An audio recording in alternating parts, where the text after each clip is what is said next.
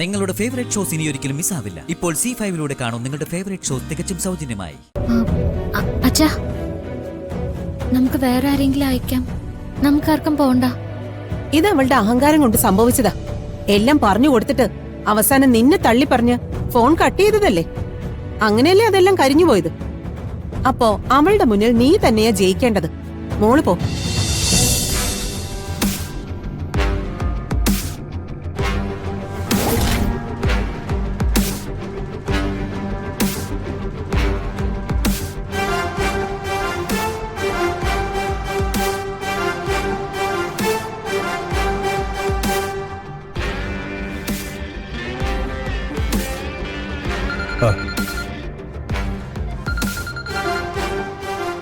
Hello, ഹോട്ടലാണ്?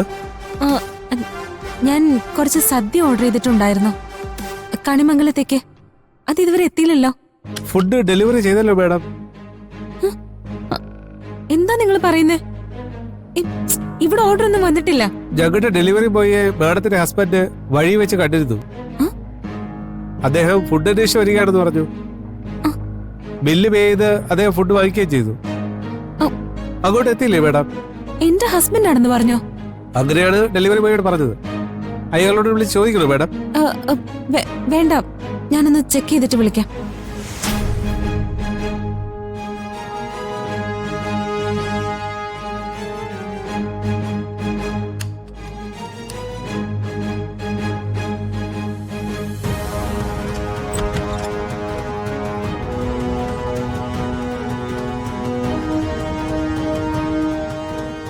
ഇനി ചിരിക്കാനും കൊഞ്ചാനും എന്റെ മുന്നിലേക്ക് വന്നു പോരുത്. റിയലി? Thank you Gautam. മുത്തശ്ശിയോട് അവള് പറഞ്ഞിരിക്കുന്നതേ ഒരു 10 മിനിറ്റിനുള്ളിൽ എല്ലാ വിഭവങ്ങളും മേശപ്പുറത്ത് എത്തുന്ന. പാവങ്ങള് ഇവിടെ എല്ലാരും വെയിറ്റിംഗില്. പ്രിയങ്കയുടെ മായാജാലം കാണാൻ. പിന്നെ ഗൗതം, നീ ഭക്ഷണം കുഴിച്ചു മൂടിയത് ആരും കണ്ടില്ലല്ലോ?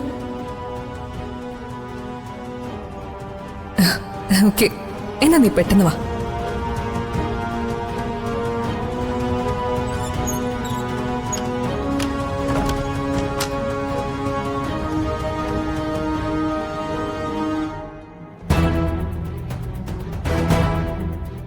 എല്ലാരും കൂടി എന്നെ കരുതി കൂട്ടി ചതിച്ചതാ.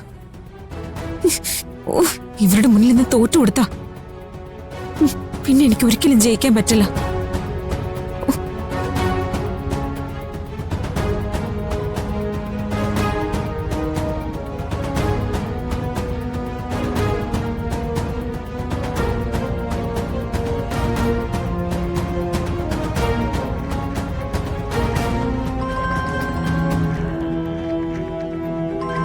പ്രിയങ്ക മോള.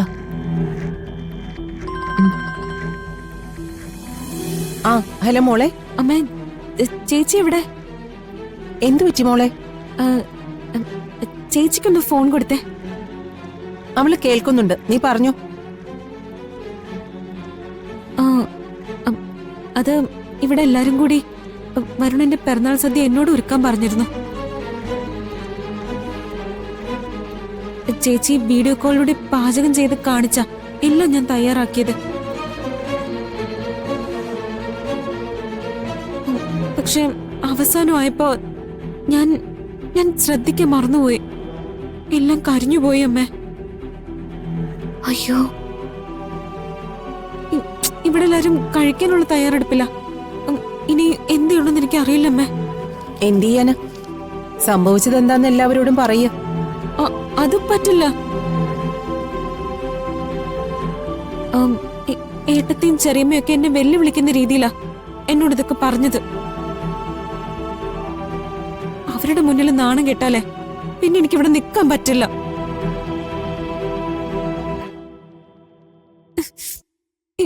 എന്തെങ്കിലും ഒരു മാർഗം പറഞ്ഞതാ. ഞാൻ പകരം ഹോട്ടലിൽ നിന്ന് ഫുഡ് ഓർഡർ ചെയ്തതാ. അതുപോലും ഇങ്ങോട്ട് എത്തിയില്ല.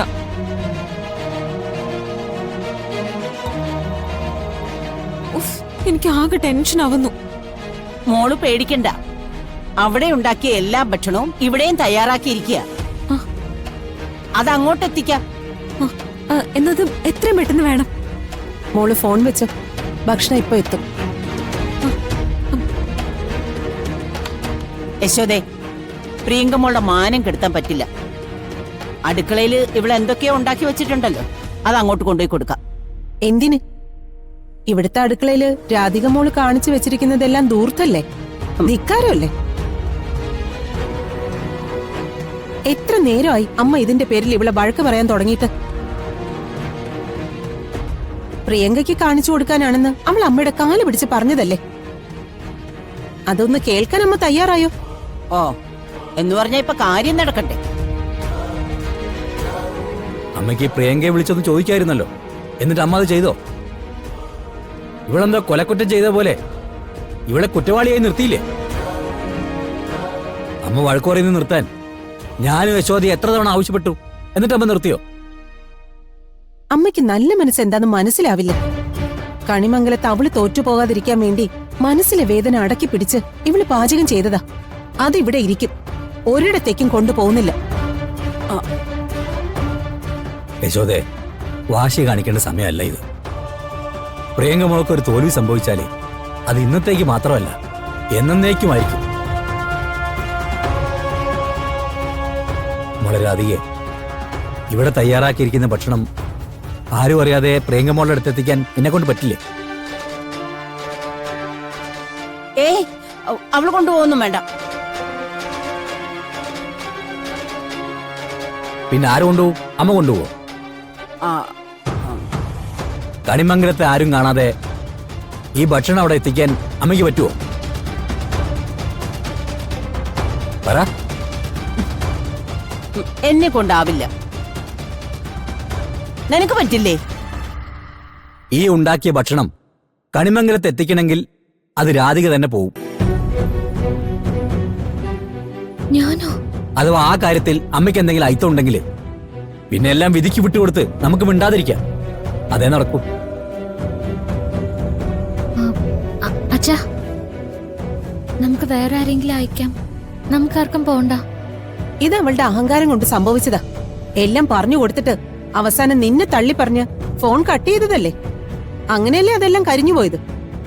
അപ്പോ അവളുടെ മുന്നിൽ നീ തന്നെയാ ജയിക്കേണ്ടത്. മോള് പോ.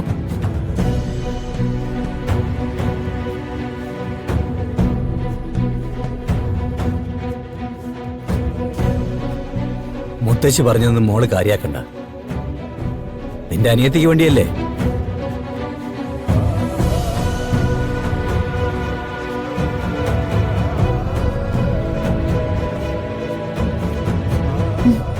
പോ അച്ഛാ.